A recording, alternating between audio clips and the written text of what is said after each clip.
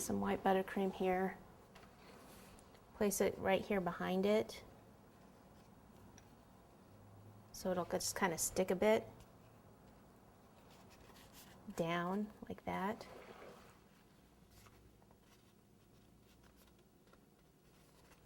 Okay, and just kind of bend it. Now sometimes, you know, if it wasn't all crispy like this, I would probably do this on fondant, on rolled fondant. Because if I refrigerate this, sometimes the refrigeration will make it go soft again. So that's something you kind of have to think about to support it. Depending if you're refrigerating or not, you might have to put fondant behind it to support it, and then you'd be okay.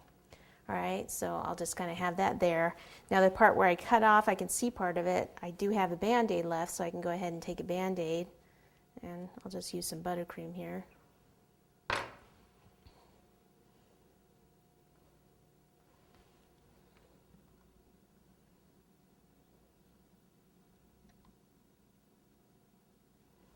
Yeah, and then I think the last thing are just some little pills. Now the best thing to use for pills that I found out one time was actually if you have any jelly beans, 2 different colored jelly beans, cut them in half and then put the 2 pieces together. I didn't have jelly beans, and probably a lot of you don't have any at home.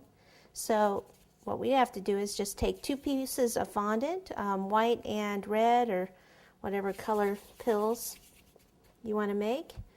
So this is way too big.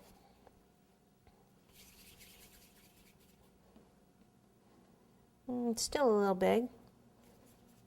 Okay, so roll it into a ball. Take your finger, roll it back and forth, and see how it makes a pill shape. Okay. Ball, put your finger in the middle, back and forth, and then again a pill shape. Similar in size. Cut them in half.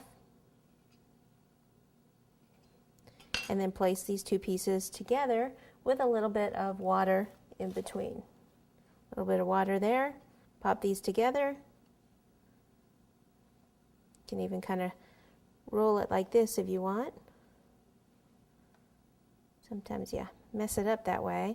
A little bit of water down here, and then place some little pills around. So I'll do a few more of these, and I think we'll be about done.